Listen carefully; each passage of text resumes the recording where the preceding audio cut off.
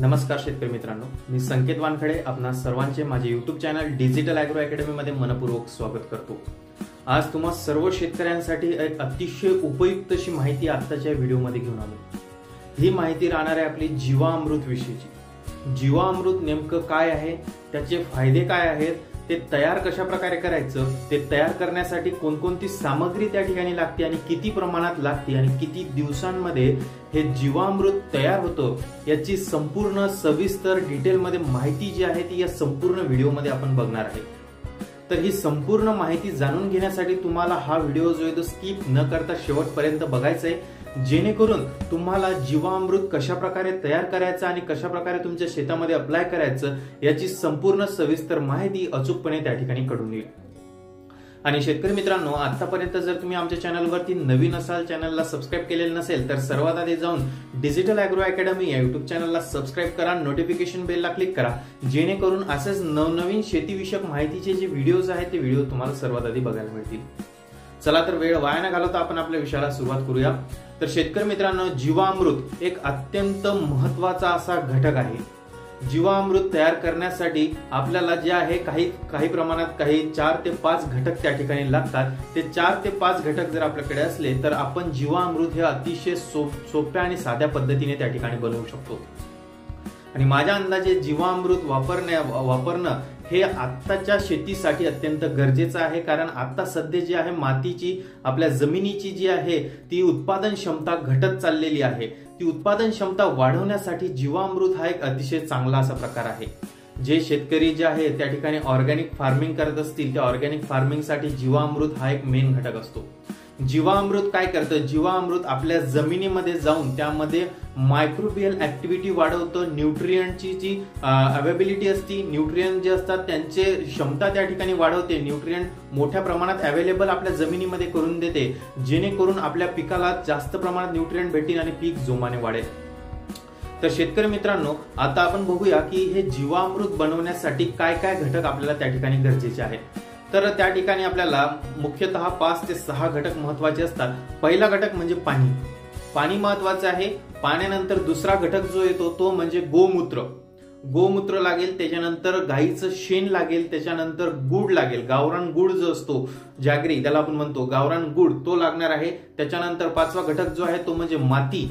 माती पण आपल्याला विशेष करून जे वडाचं झाड असतं, वडाच्या झाडाच्या खालची जर माती घेतली तर अतिशय त्या ठिकाणी उत्तम होईल।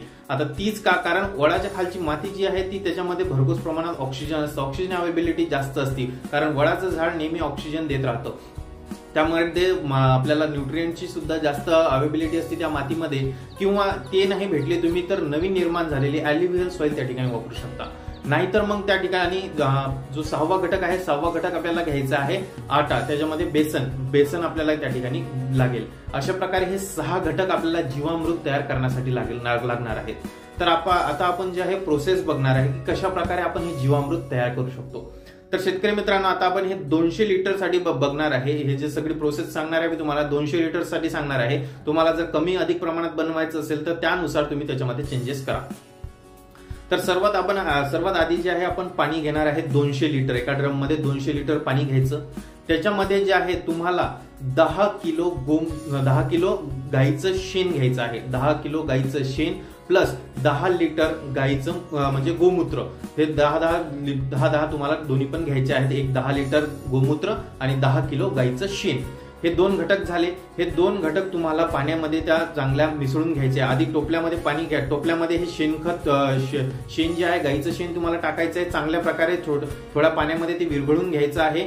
गोमूत्र सुद्धा एका टोपल्यामध्ये काढून ठेवायचं आहे 10 लिटर। त्याच्यानंतर तिसरा घटक घ्यायचा आहे तुम्हाला वडाच्या झाडाच्या खालची माती, ती माती घ्यायची आहे तुम्हाला अर्धा एक किलो ती माती लागेल। त्याच्यानंतर जे तुम्हाला घ्यायचं आहे बेसन घ्यायचं आहे तुम्हाला 2 किलो हा आटा लागणार आहे तुम्हाला बेसनाचा। आता हे बेसन कशासाठी, तर ह्या मायक्रोबियल ऍक्टिव्हिटी ज्या त्याच्यामध्ये चालत राहतात त्या मायक्रोबियल ऍक्टिव्हिटीला वाढ देण्यासाठी, म्हणजेच की मायक्रोब जे तयार होतात त्यांना खाद्य पुरवण्यासाठी, त्यांच्या ऍक्टिव्हिटीज मध्ये वाढ होण्यासाठी हे बेसन त्या ठिकाणी गरजेचं आहे। तर ते तुम्हाला 2 किलो त्या ठिकाणी घ्यायचं आहे शेतकरी मित्रांनो। आणि गुळ तुम्हाला लागेल त्या ठिकाणी 2 तो 2 किलो गुळ जो तुम्ही घेतलेला आहे तो एकदम तुम्हाला बारीक करून त्या ठिकाणी थोड्या पाण्यामध्ये एका टोपल्यामध्ये त्या ठिकाणी पूर्णपणे मिक्स करून घ्यायचा आहे, पूर्णपणे विरघळवून घ्यायचा आहे।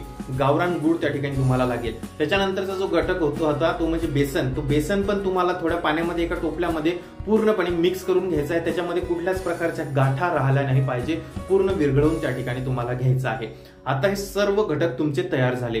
तुम्हाला आता काय करायचं आहे, ड्रम मध्ये जे आहे आधी तुम्हाला त्या ठिकाणी जे आहे 200 लिटर साठी आपण बनवतोय तर 100 लिटर पाणी ऍड करायचं आहे आणि त्याच्यामध्ये हे तुम्ही जे मिश्रण त्या ठिकाणी बनवलंय ते सर्व मिश्रण त्याच्यामध्ये टाकून द्यायचं आहे। 10 किलो गाईचं शेण, 10 लिटर गोमूत्र, त्याच्यानंतर 2 किलो गावरान गुळ, 2 किलो बेसन आणि त्या ठिकाणी अर्धा किलो वडाच्या झाडाच्या खालची माती पण तुम्हाला भुसभुशीत करून घ्यायची आहे। हे सर्व घटक तुम्हाला त्या 100 लिटर पाण्यामध्ये ऍड करायचे आहे आणि एखाद्या बांबूच्या काडीने वगैरे तुम्हाला चांगल्या प्रकारे ते त्याच्यामध्ये ढवळायचं आहे, मिक्स करायचं आहे।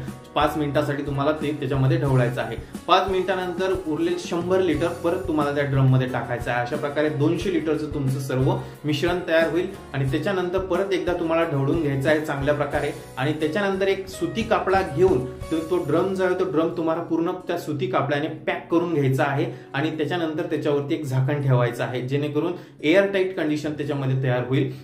आणि तुम्हाला काय करायचं आहे, हे 3 ते 4 दिवसासाठी हे मिश्रण ठेवायचं आहे। जसेला तसं रोज तुम्ही त्याच्यामध्ये जे आहे 2 वेळेस ते मिश्रण उघडून त्याच्यामध्ये तुम्हाला बांबूची काडी फिरवायची आणि ढवळायचं आहे। 5व्या दिवशी तुमचं जे आहे ते जीवामृत तयार होणार आहे तुमच्या शेतासाठी, तुमच्या पिकांसाठी अत्यंत चांगल्या प्रकारे असं तुमचं जीवामृत त्या ठिकाणी 5व्या दिवशी हे तयार होऊन जाईल। तर हे जीवामृत जे आहे तुम्ही फर्टिगेशनद्वारे किंवा स्प्रेइंगद्वारे त्या ठिकाणी तुमच्या पिकाला, तुमच्या शेतामध्ये हे अप्लाय करू शकता शेतकरी मित्रांनो। तर अशा प्रकारे हे जे जीवामृत आहे हे तुमच्या शेतासाठी अत्यंत उपयुक्त असा हा घटक आहे, कारण हे जीवामृत जे आहे ह्याच्यामध्ये कुठल्याच प्रकारचं केमिकल नाही आहे, नॅचरली प्रिपेअर्ड हा एक सबस्टन्स आहे आणि अत्यंत चांगला असा सबस्टन्स तुमच्या पिकांसाठी हा आहे।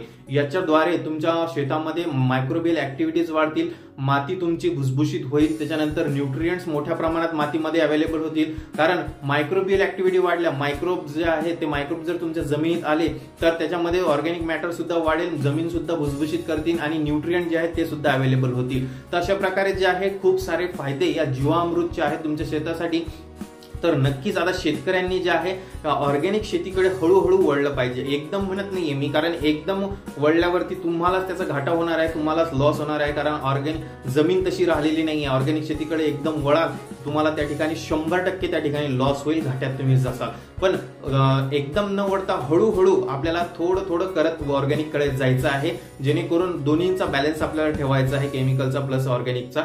तर तुम्ही जे आहे थोड्या प्रमाणात जीवामृत सुद्धा अप्लाय करणं आतापासूनच तुमच्या पिकाला चालू करून द्या, जेणेकरून तुमच्या जमिनीमध्ये न्यूट्रिएंट्स वाढतील, जमिनीला त्याची सवय होईल आणि जमिनीची प्रोडक्टिव्हिटी जी आहे, उत्पादन क्षमता जी आहे ती उत्पादन क्षमता वाढेल आणि एक दिवस असा येईल की तुमची शेती पूर्ण ऑर्गॅनिक तत्वांवर त्या ठिकाणी अवलंबलेली असेल। ऑर्गॅनिक सबस्टन्स तुम्ही जर टाकले तर चांगल्या प्रकारे तुम्हाला पीक त्या ठिकाणी कुठल्याच केमिकल वापरायची गरज तुम्हाला त्या ठिकाणी पडणार नाही शेतकरी मित्रांनो। तर हेच होता आपला आजचा व्हिडिओ जीवामृत विषयीचा, की जीवामृतचे नेमके फायदे काय, जीवामृत कशा प्रकारे बनवायचं, कोणते घटक लागणार, किती प्रमाणात लागणार, याची संपूर्ण सविस्तर माहिती आपण या व्हिडिओमध्ये बघितलेली आहे। तर ही जीवामृत विषयीची माहिती तुम्हाला कशी वाटली ते आम्हाला कमेंट बॉक्समध्ये कमेंट करून नक्की कळवा। आणखीन तुम्हाला कशाबद्दल शेतीविषयक कशाबद्दल माहिती पाहिजे असेल तर ते सुद्धा कमेंट बॉक्समध्ये कमेंट करून सांगा आणि जीवामृत विषयी आणखी काही तुमच्या मनात डाऊट असतील ते सुद्धा कमेंट बॉक्समध्ये विचारा, तुम्हाला नक्कीच त्याचे रिप्लाय दिले जातील। तर शेतकरी मित्रांनो, आता आपण भेटूया पुढील भागामध्ये। त्या अगोदर जर तुम्ही चॅनलला नवीन असाल तर चॅनलला सर्वात आधी सबस्क्राईब करून घ्या, नोटिफिकेशन बेलला क्लिक करा, जेणेकरून असेच नवनवीन व्हिडिओज तुम्हाला सर्वात आधी बघायला मिळतील। चला तर भेटूया एका नवीन व्हिडिओमध्ये एका नवीन शेतीविषयक माहिती सोबत। तोपर्यंत मी इथंच थांबतोय। धन्यवाद।